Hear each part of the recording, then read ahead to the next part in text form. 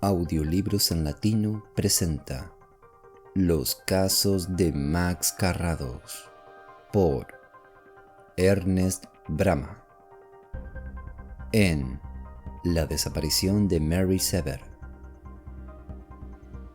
Me preguntó si estaría interesado en el caso de Mary Sever, señor Carrados.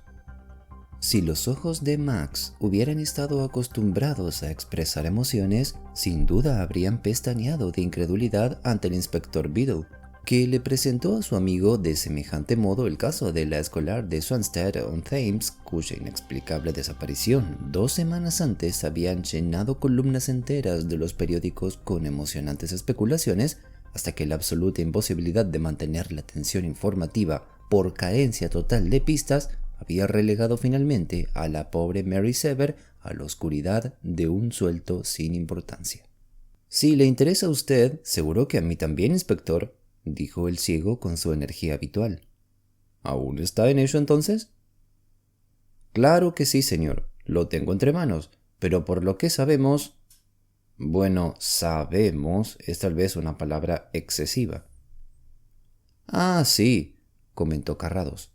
«Recuerdo que había muy pocas pistas». «No creo haber tenido jamás un caso de este tipo con menos pistas válidas, señor. Por el rastro que dejó, la chica podía haberse desvanecido perfectamente, y desde ese día hasta hoy, con la excepción de aquella nota impresa que recibió su madre, ¿lo recuerda, señor Carrados? No hemos tenido ni la menor pista en la que valga la pena gastar las suelas de los zapatos. Así que entiendo que sí ha tenido muchas pistas, pero ninguna que...» El inspector Biddle esbozó un gesto de resignada desesperación. Dejaba traslucir la paciente exasperación de un hombre responsable que lleva mucho tiempo penando. «Hay que decir que el caso estuvo bastante tiempo en el candelero, señor. Dudo que haya habido un caso más llamativo y popular en años. Mire, yo estoy a favor de dar publicidad cuando las circunstancias sugieren que las fotografías o las descripciones pueden arrojar alguna luz sobre los hechos, pero a veces resulta bastante incómodo para aquellos que tienen que resolver el caso. La han visto en Northampton, se la ha visto en Ealing, se dice que la han visto en West Croydon. Una chica que se ajusta a esa descripción fue vista en el vestíbulo de Charing Cross. Un individuo sospechoso con una chica que se le parecía ha sido visto en Victoria Dock, en Hull. Alguien la ha visto y ha hablado con ella cerca de Chorleylands. La avistaron a bordo de un lujoso coche en la carretera de Portsmouth. Se asegura que han visitado un museo en Watford. Se han seguido todas las pistas con sumo cuidado, como si creyéramos que todas y cada una fuera real. Y no han conseguido nada, ¿no?» El inspector miró a su alrededor. Sabía a la perfección que se encontraban solos en el estudio de The Turrets, pero ese gesto se había convertido casi en una costumbre.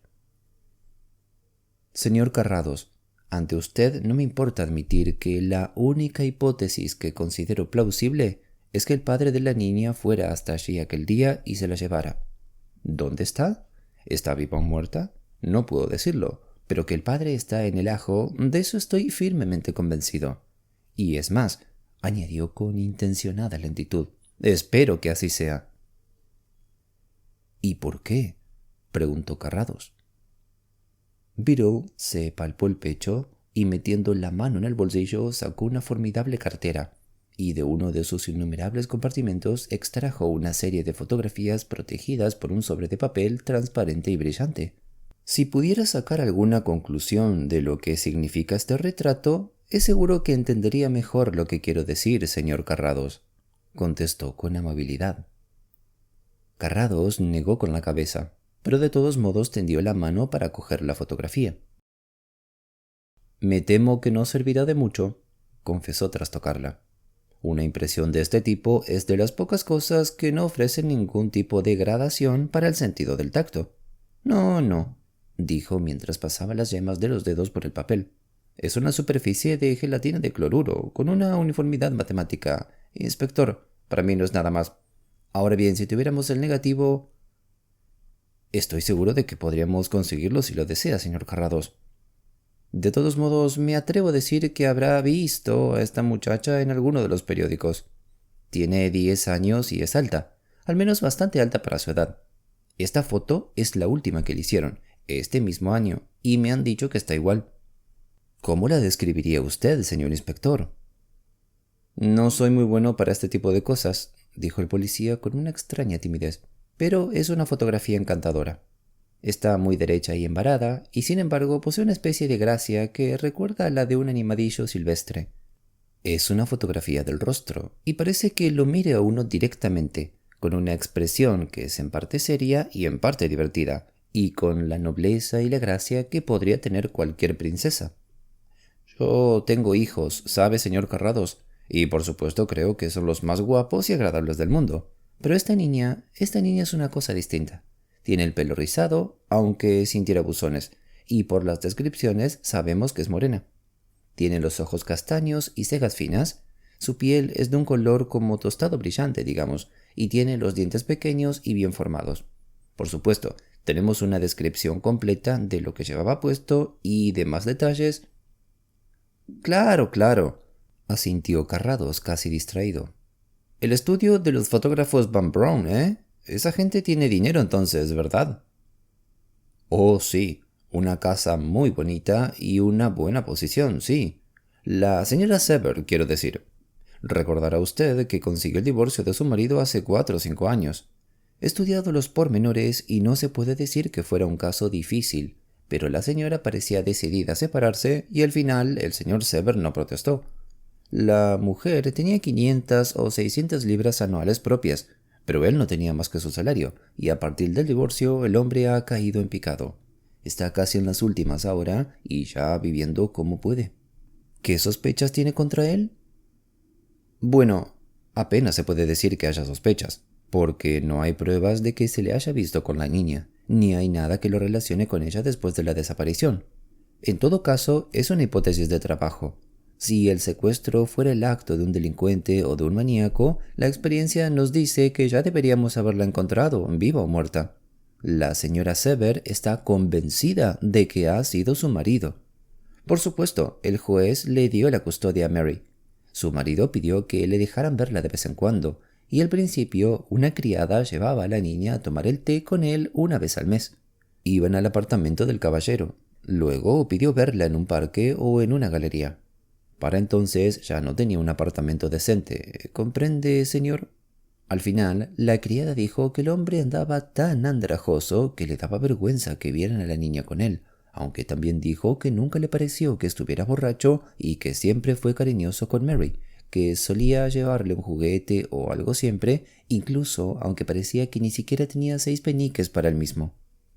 Poco después, esas visitas se interrumpieron por completo. Y luego, hace cosa de un mes, los dos, marido y mujer, se encontraron casualmente en la calle. El hombre dijo que esperaba que su situación mejorara pronto y volvió a solicitar las visitas de la niña. No sé cómo quedaron las cosas, pero dio la casualidad de que la señora Sever iba acompañada de una amiga, una mujer de mediana edad americana llamada señorita Hope, que al parecer está viviendo con ella ahora. Y esa mujer, bastante mandona, esa Cornelia Hope, debo decir, se metió en la conversación y dio su opinión, hasta que el señor Sever debió de enfadarse por algo y debió de sobrepasarse en algún momento. Al final, la señora Sever tuvo la desafortunada idea de solventar la cuestión dándole a su marido un billete. Dice que su marido tenía un aspecto espantoso, como no lo había visto jamás. Entonces el señor Sever, furioso, rompió el billete y lo hizo añicos y tiró los trozos a una alcantarilla que había cerca. Se limpió las manos con su pañuelo, saludó con el sombrero y se alejó sin decir ni media palabra. Esa fue la última vez que la mujer lo vio, pero asegura que desde aquel momento tuvo miedo de que pudiera ocurrir algo. Y ocurrió algo y por tanto, naturalmente, debió de ser cosa del señor Sever, sugirió Carrados. Algo así es lo que pensamos, debo admitirlo, señor, asintió el inspector. De todos modos, las opiniones de la señora Sever no son lo único que tenemos. Los datos con los que contamos sobre los movimientos de su marido la tarde en cuestión, digamos entre las 2:30 y las 4 en concreto, no son satisfactorios. Últimamente ha estado viviendo en un piso miserable por la calle de Red Lion. Dice que salió a las 12 y regresó a las 5. Eso no lo niega. Dice que pasó ese rato caminando por las calles y en las salas de lectura del Holborn, pero no puede citar a nadie que lo viera durante esas 5 horas. Por otra parte, un empleado de la estación de Stansted lo identificó como uno de los pasajeros que se bajó allí del tren de las 13:17 aquella misma tarde. ¿Lo identificó por las fotos de los periódicos? En primera instancia sí, señor Carrados, después en persona. ¿Hablaron o fue una identificación meramente visual? Solo lo vio. Supongo que le llamaría la atención por el extraordinario hecho de que el pasajero llevaba sombrero y corbata, como en la fotografía, o tuvo la idea de fijarse en él minuciosamente por algo indescriptiblemente sospechoso en el modo en el que el pasajero le entregó el billete. Puede que sea cierto, Biddle, lo admito, pero desconfío muchísimo del peso que puedan tener esas identificaciones casuales, tan abundantes en nuestros días. ¿Usted está satisfecho con esa historia, señor Biddle? Bueno, solo como aportación que podría confirmar otras pruebas mejores, señor. Hasta que encontremos a la chica o tengamos alguna pista de ella, estamos condenados a tener en cuenta estas aportaciones con la esperanza de encontrar un buen hilo del que tirar. Bueno, y luego está la carta que recibió la señora Sever. ¿La tiene aquí? El inspector cogió la cartera que aún no había devuelto a su bolsillo y rebuscó en otro departamento. Es una carta muy extraña, comentó mientras le entregaba el sobre al señor Carrados y esperaba su opinión. El ciego pasó las yemas de los dedos por el papel y de inmediato comprendió por qué aquella carta era especial. Los renglones estaban impresos, pero no de forma consecutiva, y cada letra iba seguida de un espacio en blanco. Era evidente que alguien había recortado las letras de otra hoja y las había pegado en el sobre para componer la dirección. Londres S, 5:30 p.m., 15 de mayo, leyó Carrados en el matasellos. El día del secuestro. Hay un tren que sale de Swanstead y llega a Lambeth Bridge a las 16:47, apuntó Biddle. ¿Qué estaba haciendo ese empleado de la estación suyo cuando partió el tren? No trabajaba, señor. Carrados sacó la carta del sobre y la leyó igual que había hecho con el sobre, pero tocando con mayor lentitud, porque la impresión era más pequeña. El tipo de letra y de papel sugerían de nuevo un origen periodístico. En la mayoría de los casos, el autor había encontrado las palabras enteras. No se asusten, decía el mensaje compuesto. La muchacha está en buenas manos. El único riesgo radica en seguir buscándola. Esperen y regresará a casa sana y salva. ¿Han identificado el periódico del que se extrajeron estas palabras? Sí, contestó el inspector. Todas están recortadas del Times del 13 de mayo. Lo que aparece en la parte posterior de los recortes nos lo confirma absolutamente. Todo parece muy bien organizado y premeditado, señor Carrados. Todo el incidente apunta a eso. La fecha del periódico no significa mucho, pero la deliberada selección de las palabras, el modo tan cuidadoso en el que han sido recortadas y alineadas, todo ello unido al momento y la hora en que la chica desapareció y la hora en la que fue enviada la carta. Sí, creo que puede dar por sentado que hubo premeditación, inspector. El papel es de lo más común, un envío desde Londres, y el método de un hombre que usa recortes porque teme que, aunque lo disimule, su caligrafía podría delatarlo. Carrados asintió. El señor Sever no puede estar pensando en retener durante mucho tiempo a la niña, apuntó casi de pasada. ¿Qué motivación podría tener? La señora Sever está convencida de que lo ha hecho para herirla, como una venganza. ¿Y esta carta sería para tranquilizarla? El inspector se mordió el labio mientras sonreía ante aquel rayo de luz. Puede que también quiera que se suspenda la búsqueda, sugirió. Entonces, ¿diríamos que esta carta es para tranquilizarla? En cierto sentido sí, es para eso. Nos ha permitido establecer que el caso no es una huida ocasional ni una fuga. Claro, hay una alternativa que naturalmente no le hemos comunicado. Y es que sea otro caso de Thelby Wood, señor Carrados. El enamoramiento maniático de alguien que podría ser cualquiera, quien menos se sospeche. Algún hombre de buena posición, un amigo y vecino tal vez, que haya visto a esta jovencísima criatura, la amiguita del colegio de sus propias hijas o la niña que se sienta en la iglesia delante de él y se convierta en esclavo de su imaginación perturbada hasta que acaba arriesgándolo todo para hacerse con el objeto de su deseo. Un tipo de hombre primitivo, se podría decir, e incluso peor, un sátiro o un gorila. Me pregunto, apuntó Carrados pensativamente, si usted también ha pensado en dejarlo solo y convertirse en monje, inspector, o es un estilista sobre una columna. Beetle dejó escapar una risa leve y luego se rascó la barbilla con el mismo espíritu contemplativo. Creo que sé a lo que se refiere usted, señor, admitió. Aquello fue una página negra. Pero, añadió con saludable filosofía, después de todo es solo una página en un libro bastante más largo. Y si yo estuviera en un monasterio, se habrían cometido 2 o 3 crímenes que yo he contribuido a que no se cometieran. Incluso le habría sido imposible impedir que me partieran el cráneo, inspector. Muy cierto. Debemos dejar el mundo tal y como lo encontramos y respecto a nosotros, ser como somos. Y ojalá pudiera estar de acuerdo con usted respecto al señor Sever. Sería una perspectiva más halagadora. El rencor y la venganza al menos son motivos humanos decentes. Por desgracia, la única pista que puedo ofrecer es una pista negativa. Señaló los recortes de papel sobre la hoja que Beetle le había entregado. Este fotomontaje cuesta aproximadamente 6 peniques, pero se puede comprar un bote de pegamento por 1 penique. Bueno, señor, dijo Beetle, pensé estudiar eso, pero esperé a que viera la carta tal y como estaba. Después de todo, no me pareció un asunto del que se pudiera sacar mucho. Muy cierto, admitió Max. No hay nada personal ni concreto en esa carta. Puede sugerir que se trata de un fotógrafo aficionado o profesional, pero sería ridículo sospechar nada a partir de esto. El señor Sever, de todos modos, hay cientos de posibilidades. Yo lo descartaría de momento. ¿No podemos sacar nada más de esa carta? Puede ser, pero en estos momentos parece bastante inútil. ¿Por qué manos ha pasado? Me la dio la señora Sever y ha estado en mi posesión desde entonces. ¿No se le ha dejado a ningún farmacéutico o químico para algo? No, señor. Les di una copia del texto a algunos periodistas, pero no la ha tocado nadie más que yo. Muy bien. ¿Le importaría dejármela unos días?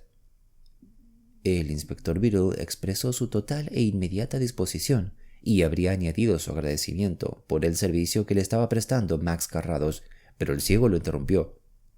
No espere nada definitivo, inspector, le advirtió. Me temo que esto se resolverá casi por casualidad. Solo un golpe de suerte puede darnos el tanto ganador, pero puede ir también en sentido contrario. En cualquier caso, no hay ninguna razón para que no me dé un paseo en coche por Sunstead uno de estos días cuando salga. Si surge alguna noticia nueva antes de que yo le avise, llámeme por teléfono. Pero dígame, ¿dónde ocurrió esto exactamente? Los hechos concretos que rodeaban la desaparición de Mary Sever constituían el verdadero misterio del caso. Arling Avenue en Swanstead era una de esas tranquilas calles de barrio donde es imposible imaginar que nada pueda ocurrir con prisas y precipitación, más allá de la entrega de algún telegrama, de vez en cuando, al contratista del barrio.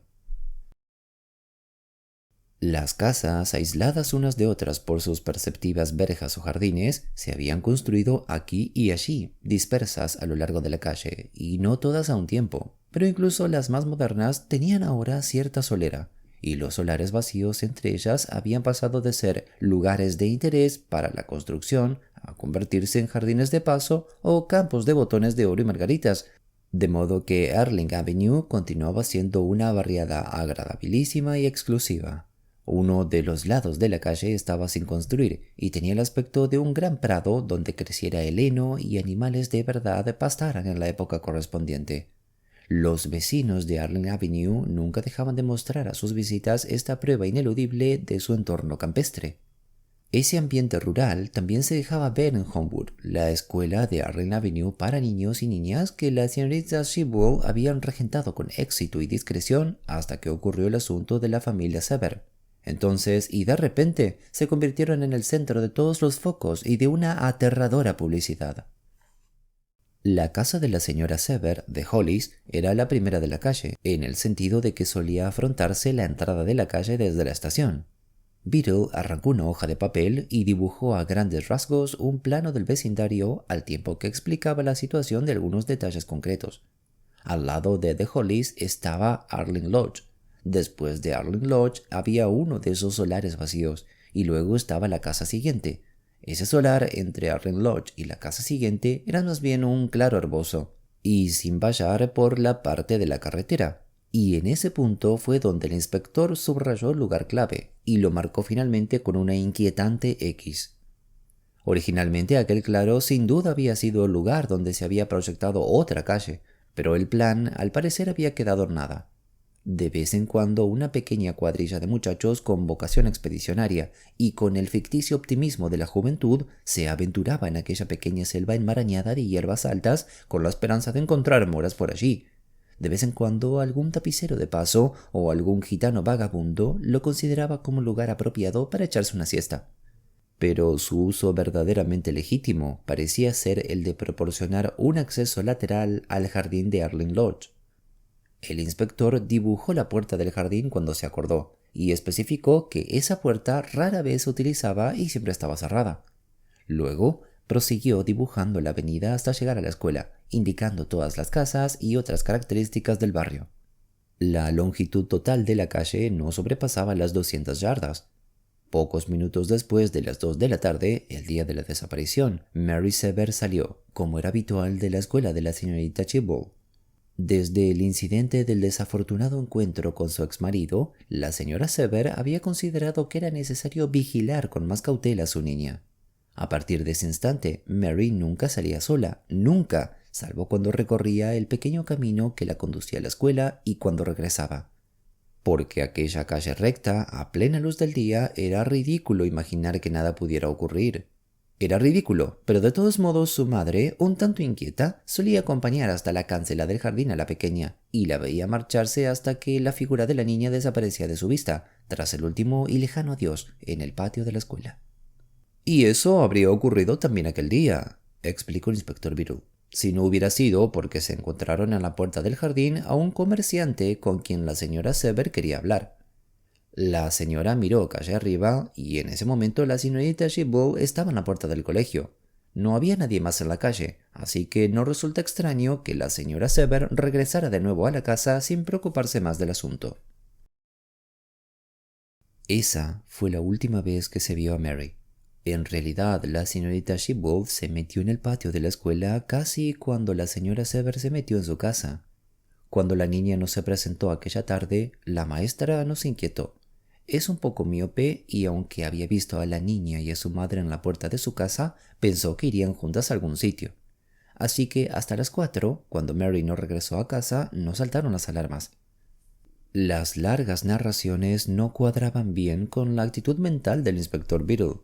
Hacía frecuentes pausas, como si quisiera invitar a una interrupción o a que se le plantearan dudas. A veces Carrados ignoraba las pausas y otras le parecía más adecuado utilizarlas.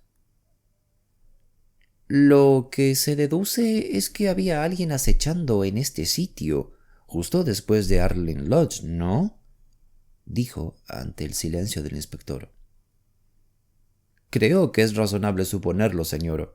Una acción premeditada, podemos decir.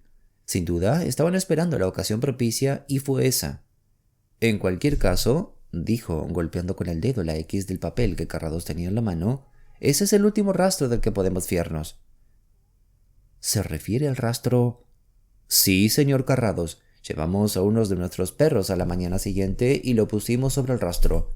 Le dimos a oler una bota de la niña y desde la puerta no se vio sin ninguna duda hasta dónde he marcado esa X.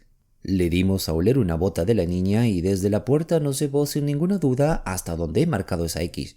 Y allí se acabó todo. No me cabe la menor duda de que la cogieron allí a la niña y se la llevaron.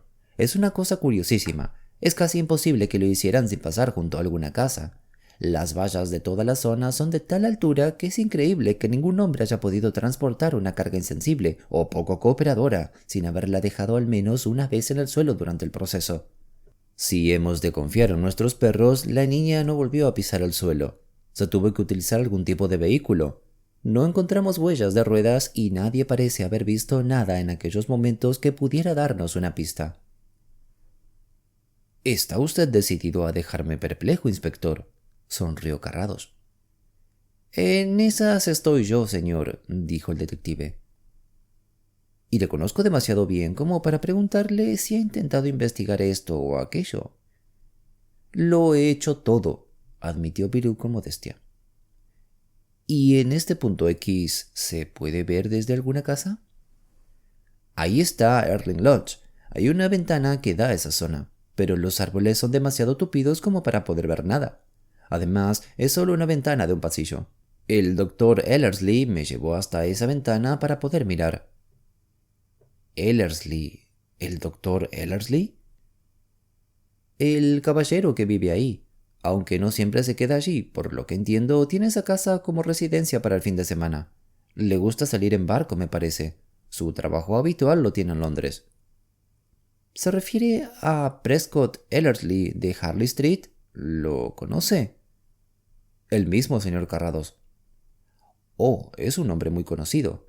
Tiene una gran reputación como cirujano de peritonitis. Nada menos que 50 guineas por caso, inspector». Tal vez los honorarios no impresionaban en exceso al señor Carrados, pero sin duda pensaba que eso podría interesar al inspector Beryl.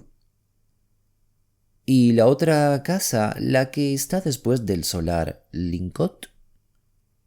«Ahí vive un coronel del ejército indio retirado, el coronel Deutsch».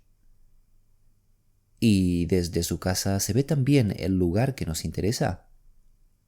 «No, está bastante apartada del sitio, no se ve». El suspicaz dedo de Carrados se detuvo ligeramente sobre un detalle del plano que fue revisado con minuciosidad. El lapicero del inspector añadió entonces una línea de puntos que conducía desde la puerta de The Hollies hasta la X. «Este es el rastro del perro», explicó Beryl, siguiendo el movimiento del dedo de Carrados. «Como habrá notado, la chica giró con brusquedad, salió de la calle y se metió en este solar en un ángulo recto». Estaba pensando justo en eso. «Algo le llamó la atención de repente o alguien la llamó para que fuera allí. Me pregunto qué sería, señor Carrados». «Yo también», repitió el ciego, llevándose la nota anónima una vez más a la nariz. Max Carrados con frecuencia aseguraba que encontraba la inspiración junto a la luz y el resplandor, unas fuentes de energía a las que sus ojos muertos no eran sensibles, pero cuando querían trabajar con cualquier otra persona y gozar de una notable ventaja respecto a todos los demás, no era raro que escogiera la oscuridad. Por tanto, era de noche cuando, de acuerdo con la promesa que le había hecho Beryl, emprendió un paseo en coche por Sunset, o más exactamente era de madrugada, porque el reloj de la torre cuadrada acosada por la hiedra de la iglesia parroquial dio las 2, justo cuando el coche entró por el puente combado que une Middlesex y Surrey. «Aquí está bien, Harris. Espere aquí», dijo poco después. Sabía que había árboles y amplios espacios abiertos a ambos lados. La estación quedaba justo detrás, y desde la estación a Arling Avenue había un paso. Incluso a esa hora, Arling Avenue podría haberse despertado por culpa del ruido de un coche extraño y de unas proporciones bastante notables. El versátil Harris aprovechó del mejor modo la circunstancia y se puso a dormir, para soñar con una tienda de bicicletas y salones de té donde pudiera dedicarse a criar gallinas Wyandotte. Con Parkinson a su lado, Carrados decidió caminar lentamente por Narling Avenue. Lo que faltaba en el mapa de Beryl lo suplían los ojos de Parkinson, en un plano más sutil, en la noche húmeda y cálida, plena de sonidos acallados y perfumes terrestres. Aparecían otros detalles, como si un hábil dibujante estuviera completando el plano del conocimiento del ciego. Avanzaron por la avenida hasta el final, y luego regresaron hasta el solar con maleza donde se había evaporado el rastro de Mary Sever. «Yo me quedaré aquí. Usted vuelva a la calle principal y espéreme. Puede que me entretenga un buen rato. Si le necesito, oirá el silbido». «Muy bien, señor». Parkinson sabía desde hacía mucho tiempo que había ocasiones en las que su patrón no quería tener a nadie alrededor, mirando porque iba a hacer su trabajo, y con magnífica impasibilidad el mayordomo se alejó sin mostrar ni la más mínima curiosidad. Ni siquiera se le ocurrió preguntar. Pero durante casi media hora, las criaturas más curiosas de la noche otearon desde los árboles o desde el suelo, dependiendo de su naturaleza, para observar las extrañas actitudes y la silenciosa persistencia del molesto intruso nocturno que perturbaba la soledad cuando cruzaba de un lado a otro una y otra vez su pequeño reino y estudiaba sus fronteras y exploraba cada esquina de sus pequeños matorrales. Un simple pétalo recogido junto a la puerta cerrada del jardín de Arling Lodge parecía una ridícula recompensa para semejante perseverancia, pero debe entenderse que la paciente búsqueda no había sido en vano, porque inmediatamente después de aquel descubrimiento, Carrados abandonó el solar y, con el alegre descaro que caracterizaba sus métodos, abrió la cancela del jardín del Dr. Ellerslie y se adentró lentamente pero con decisión en la propiedad, avanzando junto a la valla. «Un hombre ciego», había contestado en cierta ocasión a las nerviosas protestas del señor Carlyle. «Un hombre ciego tiene en su cara una excusa suficiente para cualquier indiscreción». Eran cerca de las 3 de la madrugada cuando, junto a la luz de la farola que habían en una esquina de la calle y la carretera, Parkinson vio aproximarse a su patrón. Pero para disgusto del criado paciente y excelente, en momento Carrados dio media vuelta y regresó sobre sus pasos con el mismo ademán tranquilo y seguro. En realidad, al ciego se le había ocurrido otra idea, y continuó caminando arriba y abajo por la acera mientras reflexionaba. «¡Oh, señor!». Se detuvo de repente, pero sin revelar sorpresa alguna, sin el sobresalto que pocos pueden evitar cuando alguien les llama en la oscuridad por sorpresa. La oscuridad era eterna para Max Carrados, y en realidad, ¿acaso era una sorpresa? ¿Acaso Max ignoraba que una figura oscura había aparecido junto a la cancela de The Hollies durante su recorrido? «Le he visto caminando arriba y abajo a estas horas, y me preguntaba si sabría usted algo». «¿Quién es usted?». «Soy la señora Sever. Mi pequeña Mary desapareció aquí hace 2 semanas. Seguro que ha oído usted hablar de ello. Todo el mundo lo sabe». «Sí, lo sé», admitió. «Me lo dijo el inspector Beadle». «Ah, el inspector Beadle». Había un evidente tono de decepción en su voz. «Es muy amable y me prometió... pero no ha averiguado nada, y los días pasan y pasan», repitió con amargura. «¡Ida! ¡Ida!». Alguien la estaba llamando desde las ventanas de arriba. Pero Carrados estaba hablando y la señora Sever sencillamente agitó la mano hacia atrás, dirigiéndose a la persona que la llamaba sin responder. «¿Le gustaban mucho las flores a la niña?». «Oh, sí, ya lo creo». Aquel agradabilísimo recuerdo rebajó su sentimiento de angustia y por un momento pareció alegre y sonriente. Le encantaban las flores. A veces metía toda la cara en un ramo de flores y parecía que quisiera beberse el perfume. Se puede decir que casi vivía en el jardín. Para ella, las flores eran más importantes que los juguetes o las muñecas, desde luego. ¿Pero cómo lo sabe? Solo lo suponía. «¡Ida! ¡Ida!». Aquella voz, bastante insistente y quejumbrosamente nasal, volvió a surgir en la oscuridad. Y esta vez la señora Sever contestó. «Sí, querida, enseguida voy», respondió, pero demorándose aún, sin embargo, para averiguar si podía esperar algo de aquel visitante extemporáneo. ¿Había estado Mary enferma últimamente? Carrados paralizó a la mujer con aquella pregunta. ¿Enferma? ¡Oh, no! La respuesta fue inmediata y vehemente, y lo dijo casi con resentimiento, y pareció que el orgullo de la madre residiera precisamente en la impecable salud de su niña. ¿Nada que exigiera los servicios de un médico? Mary nunca ha necesitado los servicios de un médico. El tono, ahora distante y contenido, dejó muy claro que la señora Sever había dado por terminada la conversación sobre aquel asunto. Mi niña, y me alegra poder decirlo, no sabe lo que es una enfermedad, añadió con clara intención. Ida. Ah, estás aquí. La presencia de la otra mujer de mediana edad, estrafalariamente vestida y de rostro afilado, que caminaba arrastrando las zapatillas por el camino del jardín, acabó por rematar la conversación. «¡Qué susto me has dado, cariño! Vaya, ¿pero quién?» «Buenas noches», dijo la señora Sever volviéndose hacia la casa. Carrados saludó con el sombrero y reinició su caminata interrumpida. No había buscado aquella conversación y no hizo ningún esfuerzo por prolongarla, dado que en su opinión había poco que pudiera extraerse de aquella fuente. «Un extraño arrebato de orgullo maternal», apuntó con su habitual gesto de indiferencia cuando se reunió con Parkinson. Alrededor de las 5 en punto de aquel mismo día, las 5 de la tarde, se entiende, el inspector Biddle recibió una llamada telefónica. «Oh, no tengo ninguna novedad, señor Carrados», dijo cuando supo quién era la persona que lo llamaba.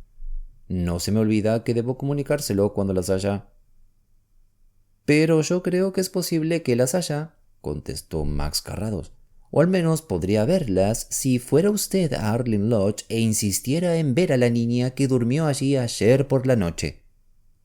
«¿Arling Lodge? ¿La casa del doctor Ellerslie? ¿No me estará diciendo, señor, que...?» «Es solo para que se quede tranquilo. El doctor Ellerslie es viudo y no tiene hijos. Mary Sever fue drogada con fronolal rociada en algunas flores que le dieron.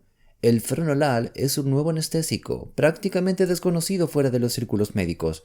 Metieron a la niña en el jardín de Arling Lodge y luego en la casa. El ramo de flores estuvo tirado algún tiempo en el interior del jardín, probablemente mientras volvían a cerrar la cancela.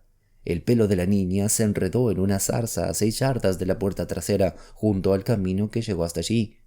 Ellerslie había despedido antes a las 2 personas que se ocupan de la casa, una ama de llaves y su marido que cuida el jardín. Esa carta, por cierto, se puede asociar al fronolal.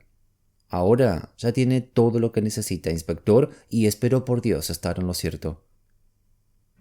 «Pero, Dios bendito, señor Carrados, esto es terrible», dijo Biddle, horrorizado y espantado a pesar de su amplia experiencia en los aspectos más lamentables de la humanidad. «Un hombre de su posición, ¿cómo puede ser?» «No lo sé. Para serle franco, inspector, no he ido ni una pulgada más allá de lo necesario para estar seguro. Utilice la información que le he dado como mejor le parezca, pero no quiero tener nada más que ver con este caso. No es muy agradable haber descubierto el delito de un hombre como Ellerslie, una máquina insensible y precisa en el quirófano, según dicen, pero un hombre que estaba haciendo un buen trabajo, salvando vidas todos los días. Bueno, que estoy harto, Biddle, eso es todo». «Lo comprendo, señor. Sin embargo, está la otra parte, ¿no? En fin, por supuesto, mantendré su nombre fuera del caso, como usted desea, pero me van a atribuir unos méritos que no debería aceptar. Si uno lleva semanas sin hacer nada, los periódicos siempre son más elogiosos cuando uno hace algo». «Me temo que tendrá que lidiar solo con eso», replicó Carrados sin más. Se escuchó una amable risa de asentimiento al otro lado del teléfono y una referencia a la deuda que contraía con su comunicante. Y luego: «Bueno, reuniré el operativo necesario y acabaremos con esto de inmediato, señor». «Sí, adiós», dijo Carrados.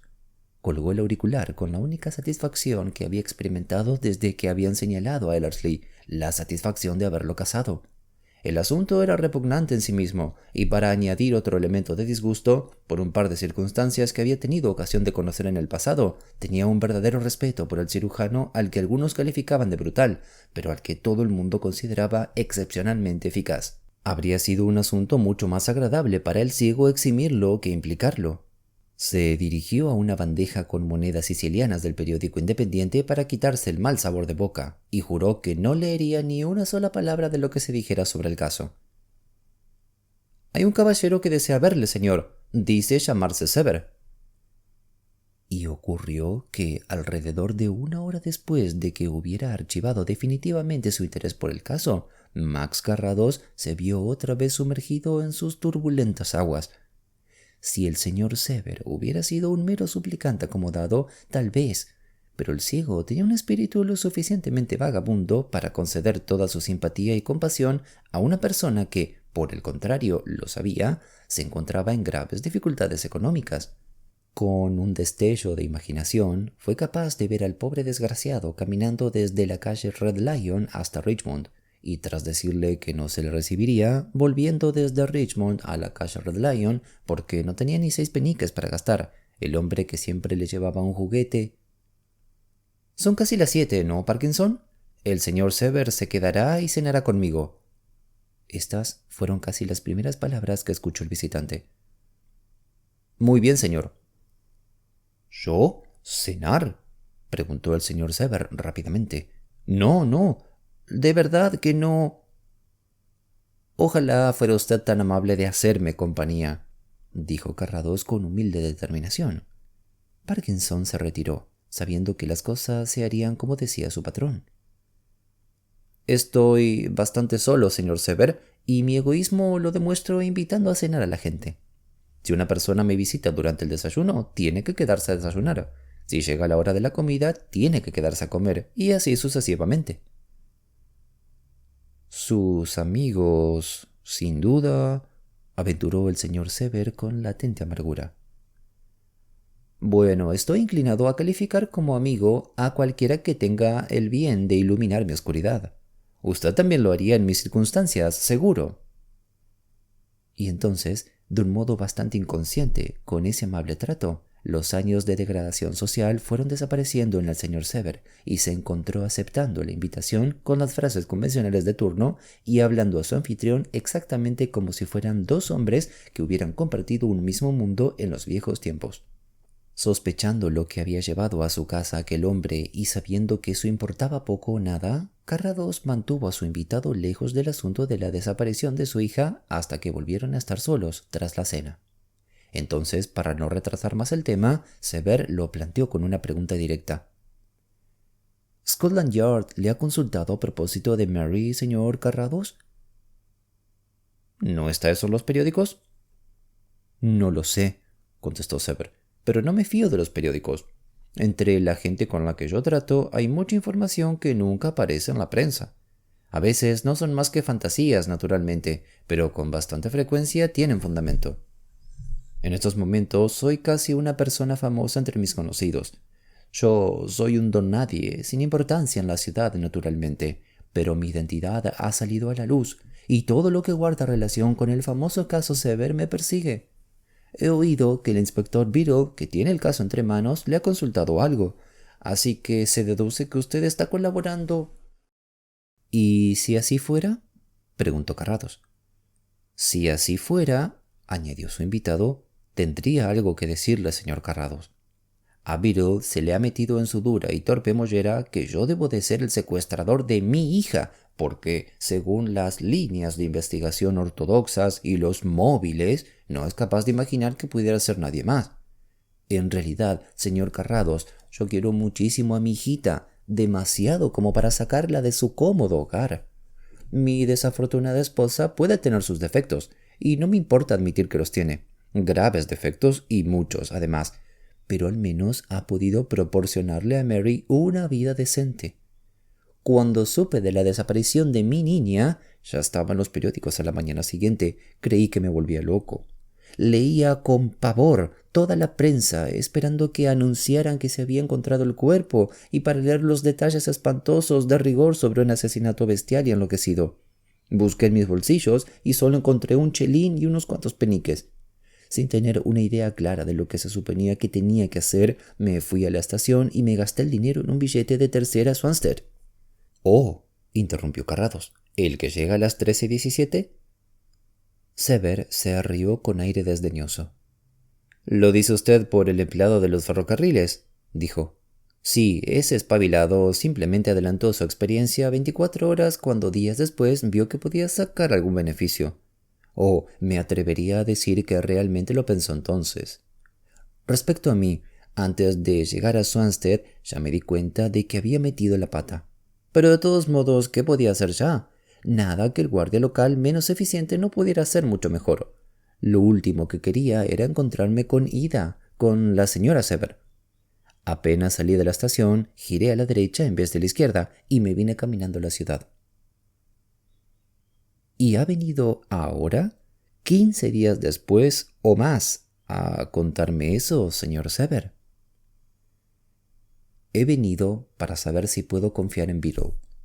Al principio no me importaba un pimiento lo que pensaran, porque a cada momento esperaba oír lo peor. Pero puede que eso no haya ocurrido. Han transcurrido 2 semanas sin que se haya descubierto nada, así que la niña puede estar viva en alguna parte. Si usted se ocupa del caso, tal vez haya alguna posibilidad, siempre que no les haya permitido que le metan a la cabeza que yo he tenido algo que ver con el asunto. Yo no creo que usted haya tenido nada que ver con el asunto, señor Sever, y creo que Mary está todavía viva. Gracias a Dios, dijo Sever con una repentina vehemencia.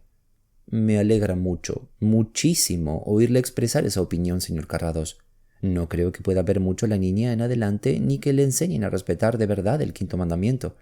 De todos modos, el alivio que me proporciona escuchar esto me hará estar en deuda con usted toda la vida. Nervioso como estoy, me conformaré con eso. No quiero preguntarle por sus claves o sus ideas, pero le diré una cosa. Puede que le divierta. Mi sospecha hace unos días de lo que pudo haber ocurrido. Sí, dijo el anfitrión para animar a su invitado. Son ideas locas que tiene uno en estas circunstancias. Mi ex esposa es, si me permite que lo diga, la criatura más cariñosa y amorosa que hay en el mundo. Dicho esto, no me cuesta admitir que no existe una mujer más terca, crédula, desatinada y excéntrica. No hay una moda tonta y pasajera que no adopte, y lo que es aún más trágico, en la que no cree absolutamente, desde la leche con ozono a los aullidos rítmicos. Hace algún tiempo se metió con una gente bastante rara. Una arpía atroz llamada Yalp se le pegó, y desde entonces la tiene dominada. Bueno, pues aunque parezca solo una fantasía, estoy por creer que Mary cayó enferma y bajo esa bien intencionada pero grotesca actividad murió. Luego, para ocultar el fracaso de sus ideas o porque les entró pánico... Entonces Carrados le interrumpió, un acto poco educado que rara vez cometía. Sí, comprendo, dijo de forma apresurada, pero su hija nunca enferma, ¿no es así? ¿Que nunca enferma? Mary. Oh, no. En los últimos 6 meses Pero la señora Sever me dijo en concreto, estas fueron sus palabras, que Mary no sabe lo que es una enfermedad. Esa es una cantinela. Sostienen que la enfermedad no existe, así que para ellas no tiene ningún significado. Pero yo describiría a Mary como una niña delicada en general, con ataques biliosos y todo eso. Esa mujer bastante rara, problemas gástricos y... ¿Prescott Ellerslie? Santo cielo, esto lo explica todo. Nada malo, espero, aventuró el señor Sever. Espere. Sever se preguntó qué extraordinario giro estaría tomando el asunto, pero como no se le dieron pistas ni incentivos para hacer nada, simplemente esperó. Sin embargo, el café, bastante más aromático que el que se ofrecía en su albergue nocturno, junto a los gruesos puros egipcios de sutiles aromas, de algún modo consiguieron que el tiempo pasara más rápido. 5 minutos duró la ausencia de Carrados. No es nada malo, salvo un desafortunado descuido, apuntó cuando regresó. Ya es demasiado tarde para encontrar al inspector Beetle en su trabajo, así que debemos intentar remediar las cosas por nuestra cuenta, si podemos. Tengo que pedirle que venga conmigo. He ordenado que preparen el coche y ya le contaré por el camino lo que vamos a hacer. Estaré encantado si puedo ayudarle en algo, dijo Sever. Espero que sí. Y en cuanto a la posibilidad de que haya ido mal con lo que respecta a Mary, añadió Carrados con intención, creo que descubriremos que se ha hecho lo único necesario para su futuro bienestar. Eso es todo lo que pido, dijo el señor Sever. Pero eso no es lo único que pido yo, replicó el ciego casi enojado. En esta ocasión no iba a haber nada clandestino en la visita a Arlene Avenue. Por el contrario, la velocidad a la que se desplazaban hizo necesario que sonara la bocina en varias ocasiones para anunciar su paso. Por otra parte, si hubiera sido una carrera, habrían tenido la satisfacción de conseguir un gran éxito. Los ademanes de la criada que abrió la puerta en Arlene Lodge, más propios de una enfermera bien adiestrada que de una empleada doméstica, dejaron claro a Carrados, aparte de otras sugerencias y señales, que la catástrofe de la llegada de Beetle aún no se había producido. Cuando la joven de la puerta comenzó a mentir respecto a lo que se le preguntaba, conscientemente pero con una evidente inexperiencia, el visitante se limitó a aceptar las explicaciones y escribió unas cuantas palabras en su tarjeta. «Cuando regrese el doctor Ellerslie, ¿querría entregarle por favor esta tarjeta inmediatamente?», dijo. «Esperaré». Puede deducirse que el regreso del gran especialista había sido calculado de forma providencial, porque Carrados apenas se había sentado cuando Prescott Ellerslie entró en la sala con la tarjeta de visita en la mano. «Señor Carrados», preguntó, «¿querría explicarme esta petición bastante extraña, me parece, de reunirse conmigo?» «Por supuesto», replicó Carrados. «El texto se debe a la necesidad de que nos atienda cuanto antes. Esta conversación es el resultado de mi deseo de ayudarle». «Gracias», dijo Ellerslie con neutra cortesía. «¿Y en qué puedo servirles?»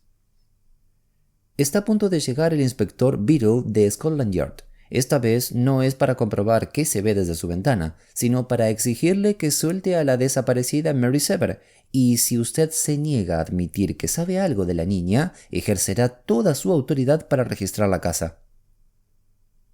«Oh, vaya», replicó el doctor con una asombrosa compostura. «Y si la situación se desarrolla tal y como usted ha precisado, ¿cómo se propone ayudarme?» «Eso depende un poco de cómo explique usted las circunstancias del caso. A buen seguro, entre el señor Carrados y Scotland Yard no hay nada que pueda quedar sin explicación». «Un servidor solo puede hablar por sí mismo», replicó el ciego con un buen humor impasible. «Y en cuanto a usted, hay varias cosas que debe explicar. Es probable que no tengamos mucho tiempo antes de que llegue el inspector, pero tendremos el suficiente si está usted dispuesto». «Muy bien», asintió Ellerslie. «Está usted absolutamente en lo cierto al pensar que Mary Sever está en esta casa. Yo mismo la traje aquí, pero no para nada malo, sino para remediar una antigua y penosa enfermedad. Supongo que ya lo suponía usted». «No en esos términos», replicó Carrados con amabilidad. «Sin embargo, así es. Hace 10 años, una niñita dulce y preciosa, mi única hija, fue despiadadamente conducida a la muerte por una mujer ignorante y crédula que se había hecho cargo de ella, y solo en virtud de su fe. La misma gente con la que empezó a relacionarse Ida. Se me presentó la oportunidad, y a día de hoy estoy en condiciones de declararme culpable de haber atentado contra todas las formalidades sociales y legales al secuestrar a Mary Sever y evitarle ese mismo destino». Carrados asintió con gesto grave. «Sí», dijo, «eso es lo que quería saber. Yo solía ver a esa niña cuando iba a la escuela, siempre que estaba yo allí», continuó el doctor con aire melancólico, «y no tardé en empezar a vigilarla para saber a qué horas iba a pasar. Era, de todas las criaturas vivientes, la más alegre y la más viva, resplandeciente y vibrante con la fuerza de la alegría de vivir, un pequeño ser con una gracia maravillosa, delicadeza y encanto. Cuando la conocí un poco, supe que tenía esas maneras distinguidas que se suelen asociar irracionablemente solo con los hijos de la grandeza y la riqueza, una joven nobleza. En muchos casos me recordaba constantemente a la pequeña niña que perdí. En otros sentidos me atraía por lo diferente que era. Así pues, señor Carrados, por eso me interesaba Mary Sever. Yo no conozco a los Sever y nunca he hablado con su madre. Creo que solo lleva viviendo aquí 1 año y en cualquier caso yo apenas tengo vida social en Swansted. Pero hace unos pocos meses mi buena y valiosísima ama de llaves se hizo amiga de una de las acompañantes de la señora Sever, una persona de mediana edad, muy seria, que había entrado en la familia en calidad de cuidadora de Mary. La amistad con esta señora fue casi natural, porque nuestros jardines son colindantes, y se desarrolló hasta el punto de que las dos acabaron tomando juntas el té en alguna ocasión. Mi señora Glass es una vieja parlanchina. Le confesaré que mis mayores problemas con ella han radicado en averiguar cómo conseguir que esté callada. En este caso la dejé hablar y dirigí la conversación por donde me interesaba. Por ella supe que mis vecinos eran adeptos a este grupo de gente extraña y que tenían a una de estas personas viviendo con ellos. La información me infundió un terror repentino. «Así que nunca están enfermos, ¿verdad?», Pregunté sin darle mucha importancia. La señora Sever no había estado enferma desde que había abrazado esa creencia, y la señorita Jalp fue descrita en una frase que obviamente era de su propia cosecha como completamente autónoma. Los criados podían visitar a los médicos si lo deseaban, aunque se les presionaba ferozmente para que olvidaran los trucos de la medicina y para disipar lo que consideraban una mera ilusión. ¿Pero no hay una niña en la familia?, pregunté. Al parecer, Mary había sufrido de vez en cuando la ilusión de que no se sentía bien. Había tenido dolores. Con el tratamiento que le estaban dando esa señora Jalp, la alucinación de la niña se había disipado. La señora Glass se había reído de semejantes ideas. Se dio por enterada y se despidió de su amiga reconociendo su talento para contar chistes. La devota señorita Jalp se había hecho con las riendas y tan pronto como su señora se daba la vuelta, se encargaba de la salud de Mary según sus propias y simples nociones. Bajo esta doble influencia, la niña había conseguido salir adelante, pero las dos mujeres habían mantenido conversaciones inquietantes sobre qué pasaría si la niña caía de verdad enferma. Yo conseguí que mi ama me informara de los detalles de las dolencias que aquejaban a la niña, sus síntomas, la frecuencia de los mismos, etc. Al parecer era un tema que agradaba a mi maternal ancianita y a la señorita Jalp, y yo no podía tener un informante mejor. Supe muchas cosas a través de su charla, y eso no me tranquilizaba.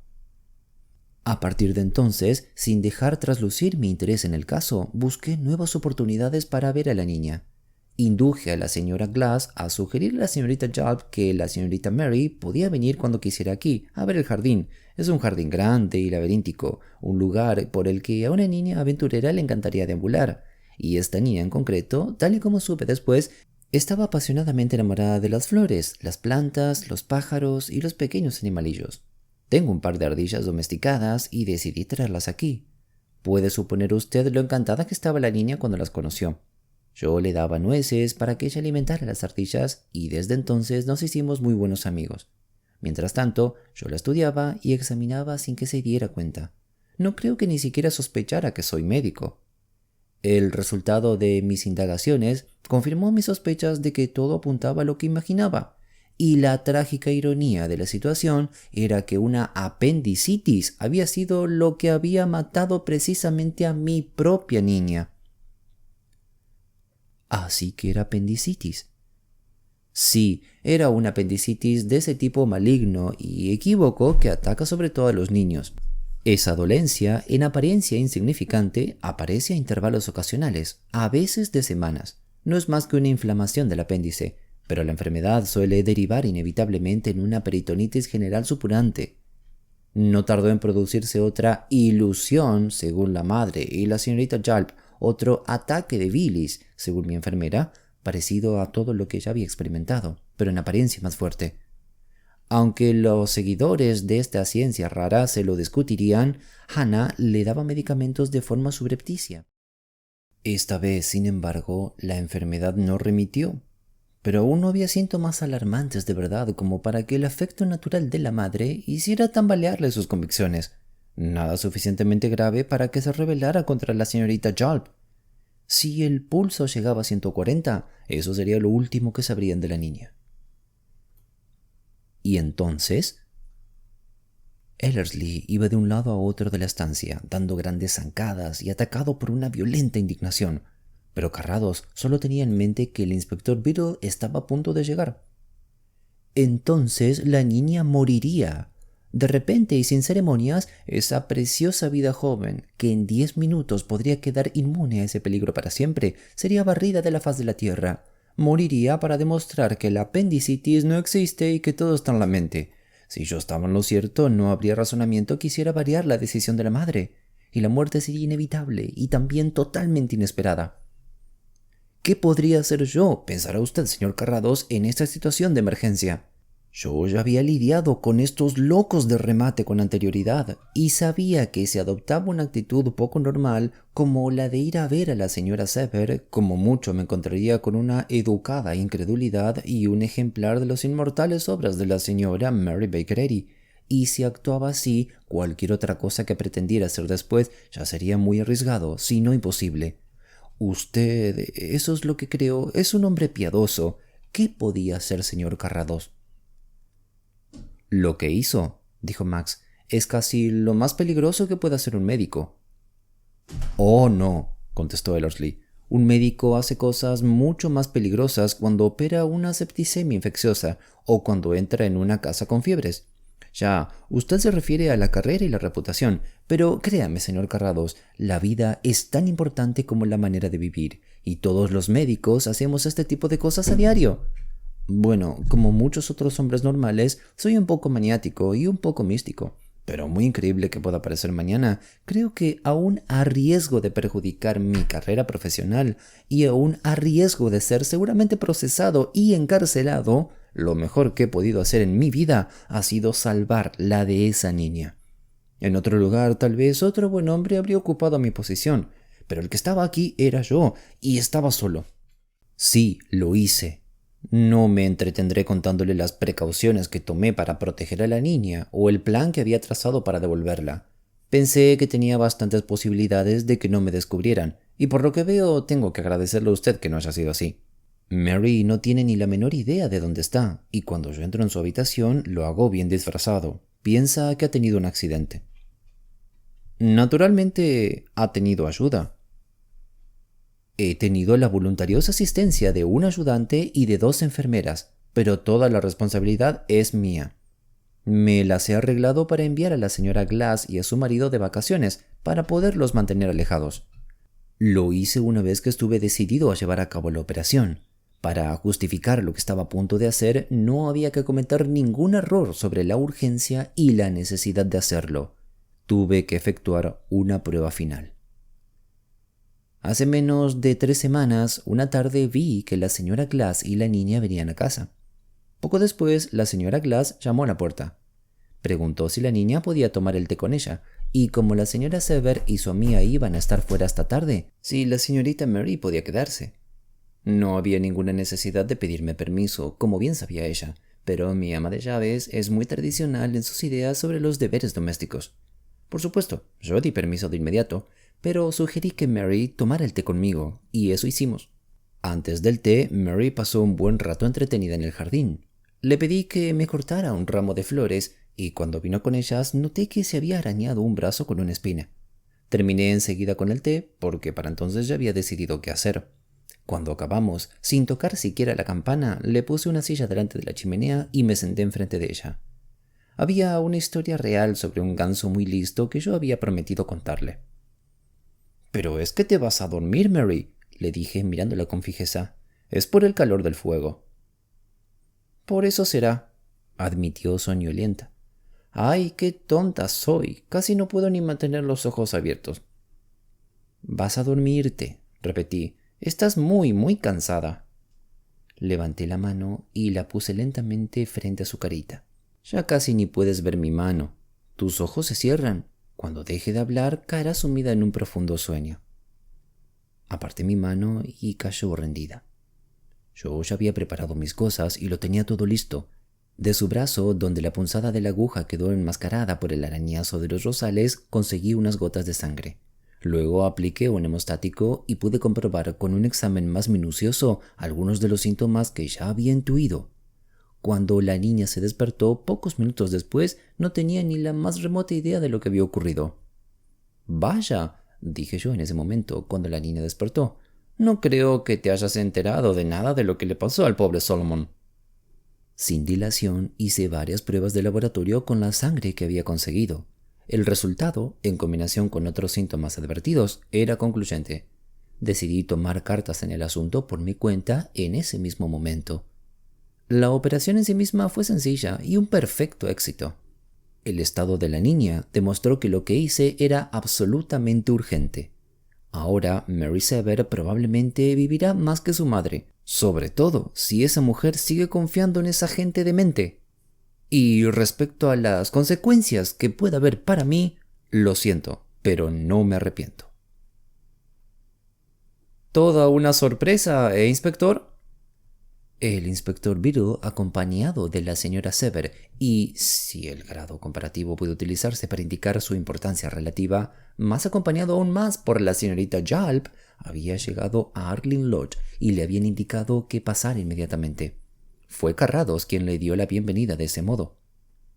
Beadle miró a su amigo y luego al doctor Ellerslie. Siguiendo una costumbre casi inconsciente, el inspector incluso miró a un lado y a otro calculando las medidas de la distancia. Siguiendo una costumbre casi inconsciente, el inspector incluso miró a un lado y a otro calculando las medidas de la estancia, registrando la posición de la puerta y la ventana y los principales objetos del mobiliario. Su mente trabajaba con bastante lentitud, pero siempre de un modo lógico, y en los casos donde bastaba una inteligencia sólida normalmente tenía éxito. Se había presentado con la señora Sever para identificar a Mary, a quien él nunca había visto, y sus hombres permanecían en el exterior, atentos al sonido del silbato en caso de que surgiera cualquier contingencia. Comprendió entonces que podría tener que modificar su actuación y decidió proceder con cautela. «Bueno, señor», admitió, «no esperaba verle aquí». «No lo tenía previsto. Señora Sever», dijo Max, y le hizo una leve reverencia. «Creo que usted y yo ya nos conocimos, al menos de modo informal. Su amiga, la señorita Yalp, ¿o me estoy equivocando? Es fabuloso que estemos todos aquí». «Sí, así me llamo, señor», replicó la recalcitrante Cornelia Yalp, «pero no recuerdo». «En la puerta, de madrugada, muy de madrugada, la pasada noche, señorita Yalp. Reconozco sus pasos». La señorita Yalp había lanzado una mirada de recatada timidez ante aquella apreciación. «Porque le aseguro, mi querida señorita, que aunque la oí, efectivamente no la vi». «Bueno, inspector, he descubierto que estaba equivocado, y le he equivocado a usted. El error fue mío, un gravísimo error». «Y usted estaba en lo cierto. La señora Sever estaba en lo cierto. El doctor Ellerslie estaba indiscutiblemente en lo cierto. Y hablo por él porque fui yo quien atribuyó un motivo deplorable a sus acciones. Mary Sever se encuentra en esta casa, pero fue acogida aquí por el doctor Ellerslie en su condición de profesional de la medicina y estableciendo una relación estricta de médico y paciente. El señor Sever, al final, ha admitido que él es el único culpable. Como ve, usted estaba en lo cierto después de todo». «¡Arthur! ¡Oh!», exclamó la señora profundamente conmocionada. «¿Pero por qué?», exigió la otra mujer con hostilidad. «¿Por qué iba ese señor a querer retenerla aquí?».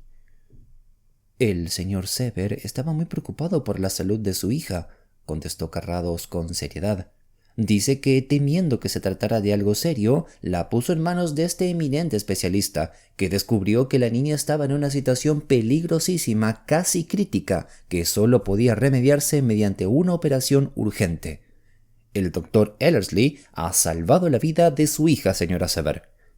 «¡Paparruchas!», gritó la señorita Yalp con un ataque de nervios. «Esto es un ultraje, un crimen atroz, una operación. No ha habido ningún problema. No podía haberlo estando yo aquí. Ha cometido un crimen, doctor Ellerslie. Dios mío, pero esto no quedará así».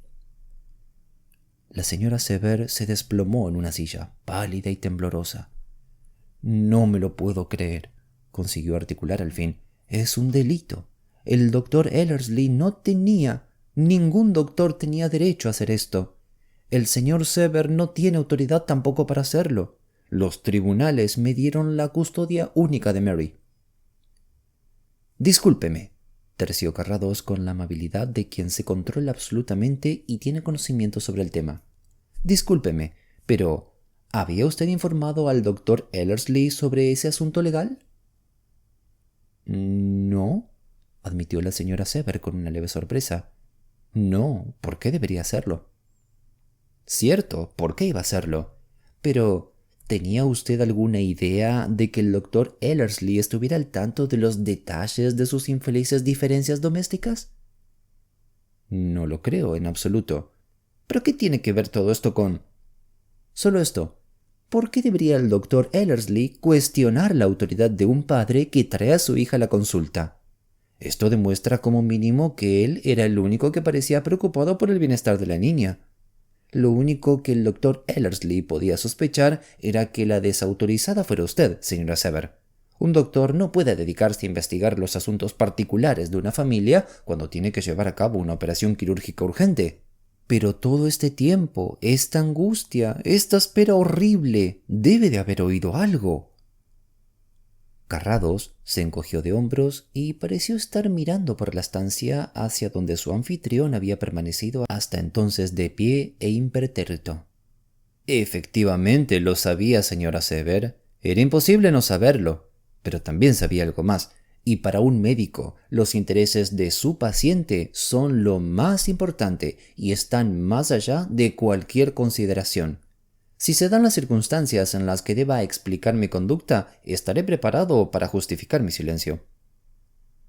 Ya lo creo que se darán las circunstancias, y muy pronto, no lo dude, chilló la incontenible señorita Yalp.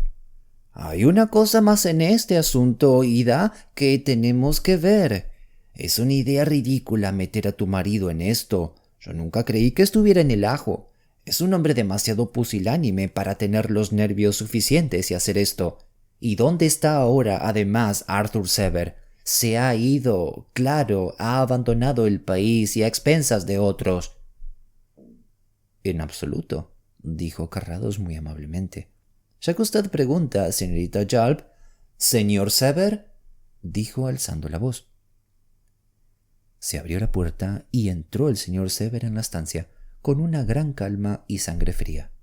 Hizo una leve reverencia a su mujer y asintió también a los gestos de los policías. Bueno, inspector, empezó. Al final me ha acorralado, lo admito. No estoy tan seguro de eso, replicó brevemente Beadle. Oh, vamos, es usted demasiado modesto. Ha pulverizado usted mi insostenible coartada. La carta con las letras pegadas indudablemente era mía. Y Gregson, su testigo seguro y irrefutable de la estación, también cuenta, inspector. No hay testimonio más convincente que el de Gregson, lo entiendo. Beadle se rascó la barbilla pensativo, pero no contestó. Las cosas parecían haber llegado a un punto muerto. Tal vez podamos sentarnos todos y conversar, sugirió el doctor, para romper el silencio. Somos muchos, pero creo que hay sitio para todos. Si no estuviera muerta de cansancio, no me sentaría en la casa de un hombre que se llama doctor a sí mismo, se excusó la señorita Yalp, y luego se sentó con mal humor. Al hacerlo de modo tan violento, soltó un gritillo, un agudo ¡ay! De dolor y temor, y la mujer volvió a ponerse de pie, se giró y miró con suspicacia la silla a la que acababa de saltar. «Es una aguja, Cornelia», dijo la señora Sever, que estaba en la silla de al lado. «Mírala, aquí está». «Vaya, por Dios, qué mala suerte», exclamó Ellerslie, observando lo ocurrido. «Es una de mis agujas quirúrgicas. Espero que mis enfermeras la hayan esterilizado después de la última operación». «¿Pero qué dice?», exclamó la señorita Yalp aterrada. «Bueno», añadió el doctor con tranquilidad, «quiero decir que hay algo llamado infección, al menos para mí», añadió. «Existe algo llamado septicemia. Para usted, afortunadamente, esas cosas no existen, igual que el dolor, que tampoco existe», añadió con gesto meditativo. «¿Me está usted diciendo?» preguntó la señorita Yalp con aterrada lentitud, «que por culpa de su incompetencia, de su criminal incompetencia, estoy corriendo el riesgo de una infección?» «¡Cornelia!», exclamó la señora Sever con el rostro blanco de incredulidad. «Por supuesto que no», contestó el cirujano. «¿Cómo va a correr usted ningún riesgo de infección si eso no existe?» «No me importa si existe o no». «¡Cornelia!», repitió su devota discípula horrorizada. «Cállate, Ida. Esto es asunto mío. Esto no es como una enfermedad normal. Siempre me ha dado terror la septicemia. He tenido incluso pesadillas con eso. Mi padre murió por septicemia. Hubo que ponerle tubos de cristal en las venas y murió una noche. Oh, no puedo ni pensar en ello. No creo nada más. Pero en la septicemia...» Un escalofrío recorrió su cuerpo. «Le digo una cosa, doctor», declaró finalmente, descendiendo de pronto a los asuntos más prácticos. Si caigo enferma por esto, armaré un escándalo terrorífico y tendrá que enfrentarse también a otros muchos y considerables perjuicios. Bueno, pero si eso es un asunto de nada, protestó el doctor Ellerslie. Si me permite usted inspeccionar la zona. La señorita Jarb se puso tan roja como se puede poner una señorita de 45 años de piel morena. ¿Cómo que quiere inspeccionar la zona?, replicó la mujer. Esto es... «Oh, Cornelia», exclamó la señora Severn en tono de reproche, con lágrimas de desilusión en los ojos. ¿De verdad vas a traicionar los grandes principios que me has enseñado? Tengo a una enfermera experta, sugirió el médico. Ella lo hará tan bien como yo. ¿De verdad vas a...? Preguntó la señora Severn, porque no cabía la menor duda de que la señorita Jarb quería solucionarlo tan pronto como fuera posible. No niego ni una coma de mis principios, Ida, apuntó, pero uno tiene que diferenciar. Hay enfermedades naturales y enfermedades no naturales. Decimos que existe la muerte, pero nadie niega que los seguidores de esta ciencia, y esto es un hecho, en términos generales también mueren. Tal vez esto te supere, querida, pero confío en que algún día verás la luz de este profundo misterio. «Ah, sí», dijo la señora Severn con gélido desdén. «En este momento lo único que estoy viendo es que aplicas una ley para ti y otra para los demás». Después de todo, terció el doctor Ellerslie, esta enojosa conversación no debió surgir nunca. Creo que el objeto punzante no es más que una de las agujas de surcir de la señora Glass. ¡Qué descuidada! No tiene nada que temer, señorita Jarb. «¡Oh, maldito cobarde!», exclamó la señorita Jarb casi en un ahogo. «¡Maldito cobarde! No quiero estar ahí ni un segundo más. Me voy a casa». «No seré yo quien te lo impida», dijo la señora Severn mientras la otra se iba. «Tu casa está en Chicago, ¿no es así? Anne te ayudará a hacer las maletas». Carrados se levantó y le puso la mano en el hombro a Beadle. «Usted y yo ya sobramos aquí, inspector», susurró. «El caso está resuelto». Y ambos salieron juntos de la casa. La señora Severn buscó con la mirada a su antiguo marido, titubeó un poco y al final se dirigió a él. «Hay muchas cosas en todo esto que sigo sin entender», dijo. «Pero si no me equivoco, ¿estás dispuesto a ir a la cárcel por cubrirle las espaldas al hombre que ha curado a nuestra hija?» Severn se sonrojó un poco. Luego murmuró una contestación firme y segura. «Iré al infierno por este hombre que ha sido providencial para Mary», dijo casi entre dientes. «Oh», exclamó la señora Severn con un pequeño gritillo, «ojalá nunca dijiste que irías al infierno por mí». El mendigo miró fijamente a su exmujer. Entonces, una curiosa mirada, una media sonrisa de ternura y de humor burlón se dibujó en sus rasgos. «Querida mía», contestó con seriedad, «tal vez no te lo dije nunca, pero lo pensé muchas veces». El doctor Ellerslie, que había acompañado a la puerta a Max el inspector, se volvió. «Parece que Mary está despierta», dijo. «¿Quiere subir a verla ahora, señora Severn?» Con una tímida sonrisa, la mujer enlazó su brazo en el del hombre andrajoso. «Debes subir conmigo, Arthur», le ordenó.